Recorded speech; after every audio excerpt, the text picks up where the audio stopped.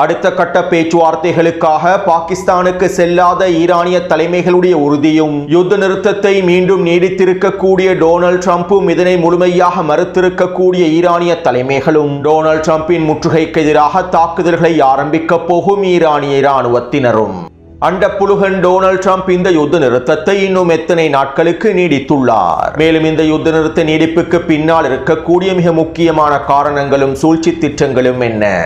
ஈரானுக்குள்ள ஏற்பட்டிருக்கக்கூடிய காலநிலை மாற்றங்களும் நிரம்பி வழியும் ஈரானிய ஆறுகளும் நீர்நிலைகளும் யமன் அன்சாருல்லாவினுடைய தலைவர் வெளியிட்டிருக்கக்கூடிய அதிரடியான கருத்துக்களும் பிரான்சுக்கு விஜயம் செய்த லெபனானிய அடிமை பிரதமரும் பிரான்சினுடைய அதிபர் மேக்ரோனின் இறுதி எச்சரிக்கைகளும்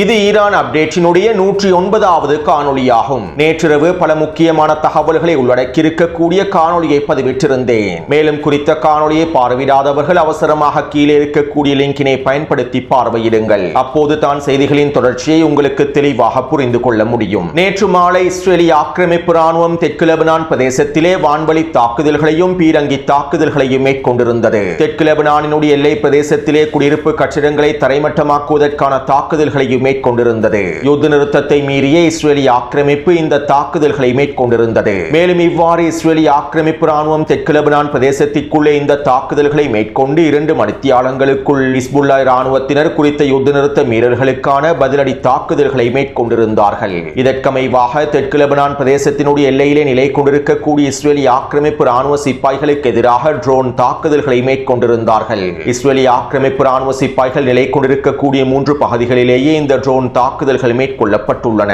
அது மட்டுமல்லாமல் இஸ்ரேலிய ஆக்கிரமிப்பின் வடக்கு எல்லை பிரதேசத்தை இலக்கு வைத்து ஏவுகணை தாக்குதல்களை மேற்கொண்டுள்ளார்கள். யுத்த நிறுத்தத்தை மீறி இஸ்ரேலிய ஆக்கிரமிப்பு மேற்கொள்ளக்கூடிய தாக்குதலுக்கு பதிலடியாகவே இந்த தாக்குதல்கள் மேற்கொள்ளப்பட்டுள்ளன.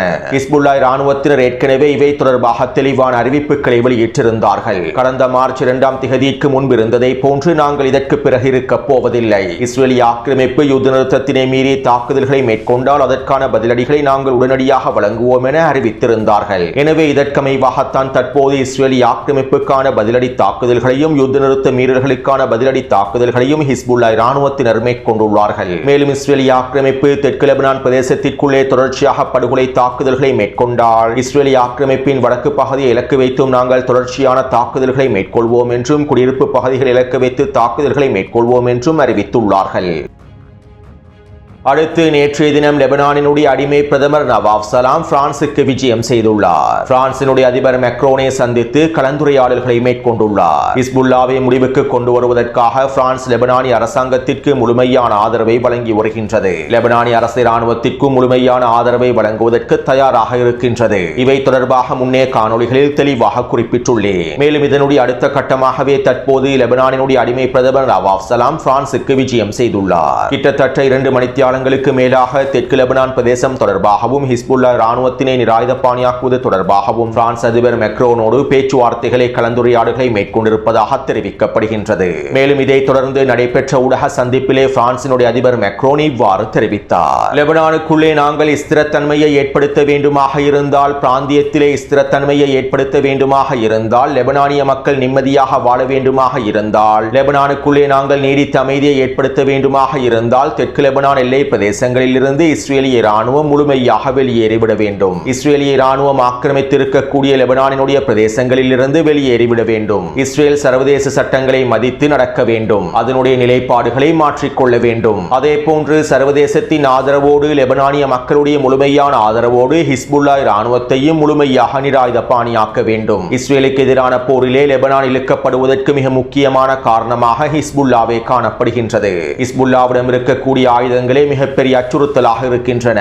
இதனால் லெபனானிலே இருக்கக்கூடிய ஹிஸ்புல்லா முழுமையாக நிராயுதபாணியாக்கப்பட வேண்டும். ஹிஸ்புல்லா நிராயுதபாணியாக்கப்பட்டால் லெபனானிய களத்தில் நீடித்த அமைதியை எங்களுக்கு ஏற்படுத்த முடியும். மேலும் ஹிஸ்புல்லாவை முழுமையாக நிராயுதபாணியாக்கினால் மாத்திரமே தெற்கு லெபனான் பிரதேசத்தையும் முழுமையாக புனரமைக்க முடியும். நாங்கள் லெபனானை புனரமைக்க வேண்டுமாக இருந்தால் முதலில் ஹிஸ்புல்லாவையே நிராயுதபாணியாக்க வேண்டும். ஹிஸ்புல்லா நிராயுதபாணியாக்கப்பட்டால் பிரச்சனைகளுடைய 50% முழுமையாக முடிவுக்கு கொண்டு வரப்பட்டுவிடும். மேலும் இதற்காக பிரான்ஸ் அனைத்து உதவிகளையும் லெபனானிய அரசாங்கத்திற்கு வழங்குவதற்கு தயாராகவே இருக்கின்றது என பிரான்சினுடைய அதிபர் மேக்ரோன் தெரிவித்துள்ளார். சுருக்கமாக குறிப்பிடுவதாக இருந்தால் அமெரிக்காவும் இஸ்ரேலிய ஆக்கிரமிப்பும் லெபனானிய களத்தில் எதை செய்ய விரும்புகின்றதோ அதைத்தான் பிரான்சும் செய்ய விரும்புகின்றது. ஹிஸ்புல்லாவை முழுமையாக நிராயுத பாணியாக்குவதற்காகவே அனைத்து தரப்பினரும் செயற்படுகின்றார்கள். இருப்பினும் இவை அனைத்தும் களத்திலே ஒருபொழுதும் வெற்றியளிக்கப் போவதில்லை என்பதே யதார்த்தமான உண்மையாகும்.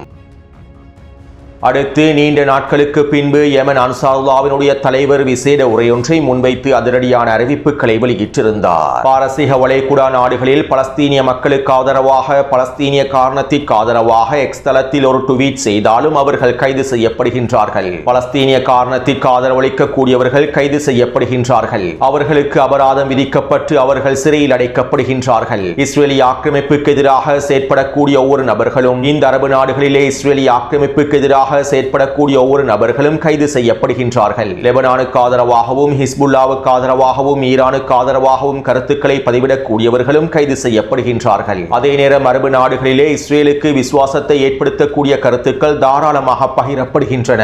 அமெரிக்காவுக்கும் இஸ்ரேலிய ஆக்கிரமிப்புக்கும் முழுமையான ஆதரவை வழங்கக்கூடிய சமூக ஊடக கருத்துக்கள் வரவேற்கப்படுகின்றன. அரபு நாடுகளுடைய தற்போதைய நிலைமை இவ்வாறு தான் காணப்படுகின்றன.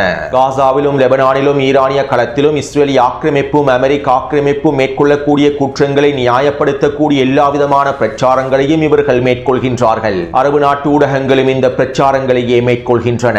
அரபு நாடுகளில் இருக்கக்கூடிய மக்கள் அமெரிக்காவுக்கும் இஸ்ரேலிய ஆக்கிரமிப்புக்கும் எதிராக திரும்பிவிடக் கூடாது என்பதற்காகவே இந்த பிரச்சாரங்கள் அனைத்தும் திட்டமிடப்பட்டு மேற்கொள்ளப்பட்டு வருகின்றன. காசா முதல் உலகில் இருக்கக்கூடிய எந்த ஒரு இஸ்லாமிய நாட்டிலும் ஜியோனிஸ் ஆக்கிரமிப்பும் அமெரிக்க ஆக்கிரமிப்பு மேற்கொள்ளக்கூடிய குற்றச் செயல்களை வாய்மொழி மூலமாக கூட விமர்சிப்பதற்கு அனுமதிகள் வழங்கப்படுவதில்லை. ஆனால் இந்த நிலைமைகள் நிச்சயமாக மாற்றம் அடையும். நெடுநாட்களுக்கு உண்மைகளை மறைத்து வைக்க முடியாது. இந்த அடக்குமுறைகளை நெடுநாட்களுக்கு நீடிக்க முடியாது. விரைவில் இதற்கான காலமும் நேரமும் வரும். அதே போன்று தற்போதைய போர் நிறுத்தமானது அதனுடைய முடிவை நெருங்குகின்றது. இந்த போர் நிறுத்தம் என்பது ஒரு பலவீனமான போர் நிறுத்தமாகும். மேலும் போரானது விரைவில் ஆரம்பிக்கப்பட போகின்றது. இந்த போரிலே எங்களுடைய நிலைப்பாடு தெளிவாகவே இருக்கின்றது. ஈரான் இஸ்லாமிய குடியரசுக்கு எதிராக மேற்கொள்ளப்படக்கூடிய எந்த ஒரு தாக்குதலுக்கும் நாங்கள் பதிலடிகளை வழங்குவோம். ஒரு பொழுதும் நாங்கள் யுத்த களத்தில் நடுநிலை வகிக்க மாட்டோம். நாங்கள் தற்போது இஸ்ரேலிய ஆக்கிரமிப்பு எதிரி மற்றும் அதனுடைய கூட்டாளிகளோடு மோதலில் இருக்கின்றோம். இந்த மோதலானது ஒரு தொடர்ச்சியான நீண்ட மோதலாகவே அமைந்திருக்கும். இந்த மோதலை யாராலும் தவிர்க்க முடியாது. மேலும் இறைவனின் உதவியோடு ஆக்கிரமிப்பாளர்களுக்கு ஒரு சிறந்த பாடத்தினை கற்பித்து அவர்களை தோற்கடிப்போம் என யமன் அன்சாருல்லாவினுடைய தலைவர் தெரிவித்துள்ளார். அத்தோடு யமன் ஹவுதி இராணுவத்தினர் ஏன் முழுமையாக களமிறங்கவில்லை, பாபல் மண்டப் பிரதேசத்தினை இன்னும் ஏன் முழுமையாக மூடவில்லை என பலர் கேள்விகளை எழுப்பியிருந்தீர்கள். கடந்த 10 நாட்களாக யமன் ஹவுதி இராணுவத்தினர் பாபல் மண்டப் பிரதேசத்தினை இழுத்து மூடப்போவதாக அறிவிக்கின்றார்கள். ஆனால் இன்னும் ஏன் மூடவில்லை என்று கேள்விகளை எழுப்பியிருந்தீர்கள். உண்மையில் இது ஒரு மிக நீண்ட போராகும். மேலும் பாபல் மண்டப் பிரதேசத்தினை முழுமையாக இழுத்து மூடுவது, யமன் ஹவுதி இராணுவத்தினை முழுமையாக பயன்படுத்துவது, யமனினுடைய தீப்பிழம்பை ஆரம்பிப்பது என்பன ஈரானின் மிக முக்கியமான துருப்புச் சீட்டாகும். சரியான நேரத்தில், சரியான தருணத்தில், சரியான விதத்தில் இந்த துருப்புச் சீட்டை ஈரானியர்கள் பயன்படுத்த வேண்டும் என நினைக்கின்றார்கள். பாபல் மண்டப் பிரதேசத்தினை முழுமையாக இழுத்து மூடுவதற்கு யமன் ஹவுதி இராணுவத்தினர் தயாராகவே இருக்கின்றார்கள். அதே நேரம் ஈரானிய தலைமைகள் இன்னும் இதற்கான அனுமதியை வழங்கவில்லை. போரினுடைய பாதையில் சரியான தருணத்தில், சரியான கட்டத்திலே இதற்கான முடிவுகள் எடுக்கப்படும். இதற்கமைவாகவே பாபல் மண்டப் பிரதேசம் இன்னும் முழுமையாக இழுத்து மூடப்படவில்லை. மேலும் இனி வரக்கூடிய நாட்களில் சரியான தருணம் ஏற்படும் போது ஈரானிய தலைமைகள் இதற்கான உத்தரவுகளை வழங்குவார்கள். இந்த சந்தர்ப்பத்திலே யமன் ஹவுதி இராணுவத்தினர் அவர்களுடைய தீப்புலம்பை ஆரம்பிப்பார்கள். செங்கடல் பிரதேசத்தினை முழுமையாக இழுத்து மூடுவார்கள். செங்கடல் பிரதேசத்திலே அமெரிக்க போர்க்கப்பல்களுக்கு ஒரு மிகப்பெரிய பாடத்தினை கற்பிப்பார்கள். மேலும் இதற்கு யமன் ஹவுதி இராணுவத்தினர் முழுமையாக தயாராகவே இருக்கின்றார்கள். அடுத்து ஈரானிலே ஒரு மிகப்பெரிய நீர் பற்றாக்குறை ஏற்பட்டிருந்தது. பல வருடங்களாக ஈரானுக்குள்ளே நீர் பற்றாக்குறை உச்சக்கட்டத்தை அடைந்துள்ளது. மேலும் கடந்த டிசம்பர் மாதம் ஈரானுக்குள்ளே நீர் பற்றாக்குறையானது அடுத்த கட்டத்தை நோக்கி நகர்ந்திருந்தது. மேலும் இந்த நீர் பற்றாக்குறையை நிவர்த்தி செய்வதற்காக ஈரானிய மக்கள் மழை வேண்டி பிரார்த்தனைகளையும் மேற்கொண்டிருந்தார்கள். இவை தொடர்பாக முன்னைய காணொளிகளில் பல விடயங்களை குறிப்பிட்டுள்ளேன். இப்படியான நிலைமையில் ஈரானிய இராணுவ ஆய்வாளர் ஒருவர் தற்போது சில முக்கியமான கருத்துக்களை வெளியிட்டுள்ளார். இதற்கமைவாக அவர் ஈரானிய ஈரானிய ஊடகங்களிடம் இவ்வாறு தெரிவித்தார். நான் இந்த தலைப்பில் நிபுணத்துவம் பெற்றவன் அல்ல, ஆனால் இந்த போரினுடைய ஆரம்பத்தில் ஈரான் ஐக்கிய அரபு அமீரகத்தில் இருக்கக்கூடிய பல முக்கியமான ராடர் கருவிகளையும் பல முக்கியமான அமைப்புகளையும் அழித்து தரைமட்டமாக்கியது. ஐக்கிய அரபு அமீரகத்தில் அமெரிக்காவினாலும் இஸ்ரேலிய ஆக்கிரமிப்பினாலும் அமைக்கப்பட்டிருக்கக்கூடிய பல முக்கியமான தளங்கள் தரைமட்டமாக்கப்பட்டன. மேலும் ரகசியமாக பேணி வந்த சில முக்கியமான இடங்களும் தரைமட்டமாக்கப்பட்டன. அமெரிக்காவினால் வெளிப்படுத்தப்படாத பல முக்கியமான ராடர் அமைப்புகள் முழுமையாக அழிக்கப்பட்டன. அதே போன்று கத்தார், பஹ்ரைன் மற்றும் குவைட்டில் இருக்கக்கூடிய பல முக்கியமான ராடர் தளங்களும் அமெரிக்காவினால் ரகசியமாக பேணி வந்த பல தளங்களும் அழிக்கப்பட்டன. இவ்வாறு இந்த ராடர் கருவிகளும் அமெரிக்காவினால் பொருத்தப்பட்டிருந்த பல ரகசியமான தளங்களும் முழுமையாக அழிக்கப்பட்டதை தொடர்ந்து ஈரானுக்குள்ளே வானிலை மாற்றம், காலநிலை மாற்றம் ஏற்பட்டிருந்தது. இவை அழிக்கப்பட்டதற்கு பின்பு ஈரானிய வானிலையில் பல முக்கியமான மாற்றங்கள் ஏற்படுத்தப்பட்டுள்ளது என்பதும் உறுதி செய்யப்பட்டுள்ளது. ஈரானுக்குள்ளே இருக்கக்கூடிய புகழ்பெற்ற உரிமியா ஏரி உட்பட பல வறண்டு போன ஏரிகள் தற்போது நிரம்பி வழிகின்றன. தசாப்த கால வறட்சிக்கு பின்பு தற்போது அதிகளவான நீர்நிலைகள் நிரம்பி வழிகின்றன, ஆறுகள் நிரம்பி வழிகின்றன. மேலும் ஈரானுக்குள்ளே மழை நாட்கள் அதிகரித்துள்ளன. பல தசாப்தங்களுக்கு பின்பு இவ்வாறான மழை நாட்கள் அதிகரித்துள்ளன. இதற்கு முன்பு நாங்கள் இவ்வாறான காலநிலை மாற்றத்தினை, வானிலை மாற்றத்தினை எதிர்கொண்டதே இல்லை. பல தசாப்தங்களாக ஈரானிய மண் இவ்வாறான வானிலை மாற்றங்களை எதிர்கொள்ளவில்லை. நிச்சயமாக இதற்கு பின்னால் பல தொடர்புகள் இருக்கலாம். அமெரிக்காவின் முக்கியமான ராடர் தளங்களும் முக்கியமான ரகசிய தளங்களும் அளிக்கப்பட்டிருப்பதற்கு தொடர்புகள் இருக்கலாம். இதற்கான வாய்ப்புகள் அதிகமாகவே இருக்கின்றது என குறித்த இராணுவ ஆய்வாளர் கருத்துக்களை வெளியிட்டுள்ளார். மேலும் இவை தொடர்பான இன்னும் பல தகவல்கள் வெளியாகிய வண்ணம் இருக்கின்றன. முடிந்தால் இவற்றை தொகுத்து ஒரு தனியான காணொளியாக பதிவிடுகின்றேன்.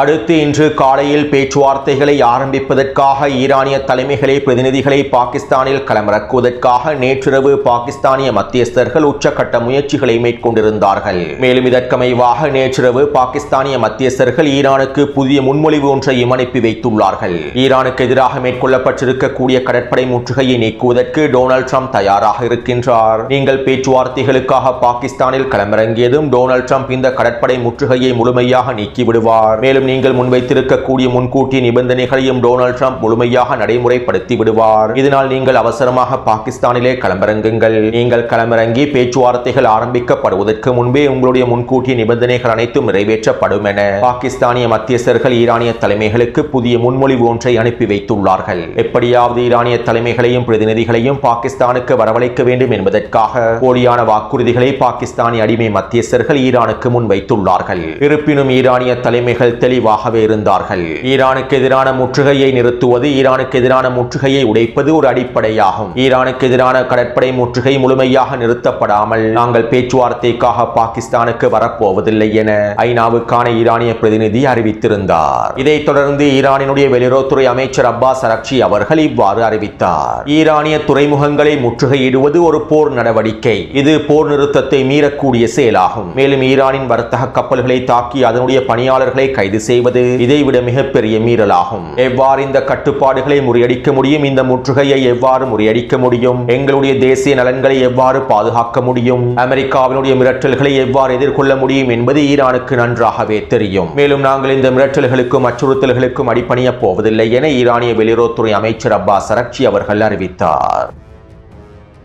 இதைத் தொடர்ந்து பாகிஸ்தானிய மத்தியஸ்தர்கள் இன்னும் பல முயற்சிகளையும் மேற்கொண்டிருந்தார்கள். ஈரானிய தலைமைகளுக்கு போலியான வாக்குறுதிகளை தொடர்ச்சியாக வழங்கினார்கள். இருப்பினும் எதுவுமே பயனளிக்கவில்லை. இதைத் தொடர்ந்து ஈரானிய தலைமைகள் பேச்சுவார்த்தைகளுக்கு வரமாட்டார்கள் என்கின்ற செய்திகளை அடிமை மத்தியஸ்தர்கள் டொனால்ட் ட்ரம்பின் நிர்வாகத்திற்கு வழங்கினார்கள். இதைத் தொடர்ந்து நேற்றிரவு டொனால்ட் ட்ரம்பும் அவருடைய நிர்வாக உறுப்பினர்களும் அவசரமான பாதுகாப்பு கூட்டத்தினை கூட்டினார்கள். மேலும் இந்த பாதுகாப்பு கூட்டத்திற்கு பின்பு டொனால்ட் ட்ரம்ப் ட்ரூத் சோஷியல் தளத்தில் இவ்வாறு பதிவிட்டார். நாங்கள் எதிர்பார்த்தபடி ஈரானிய அரசாங்கம் கடுமையாக பிளவுபட்டிருப்பதனாலும் முடிவுகளை எடுக்க முடியாத நிலைமையில் இருப்பதனாலும் இராணுவ தலைமை அதிகாரி ஆசிம் முனிரின் வேண்டுகோளுக்கு அமைவாகவும் பாகிஸ்தானினுடைய பிரதமரின் வேண்டுகோளுக்கு அமைவாகவும் இந்த போர் நிறுத்தத்தை நீடிப்பதற்கு நான் முடிவெடுத்துள்ளேன். ஈரான் ஒருங்கிணைந்த ஒரு முன்மொழிவை முன்வைக்க வேண்டும். ஈரான் பேச்சுவார்த்தைகளுக்காக ஒருங்கிணைந்த முன்மொழிவு ஒன்றை முன்வைக்க வேண்டும். மேலும் ஈரான் இந்த முன்மொழிவை முன்வைக்கும் வரை நான் யுத்த நிறுத்த காலப்பகுதியை நீடிக்கின்றேன். அதே நேரம் எங்களுடைய இராணுவம் ஈரானுக்கு எதிரான கடற்படை முற்றுகையை தொடரும். எங்களுடைய இராணுவம் முழுமையாக தயார் நிலையில் இருக்கும்.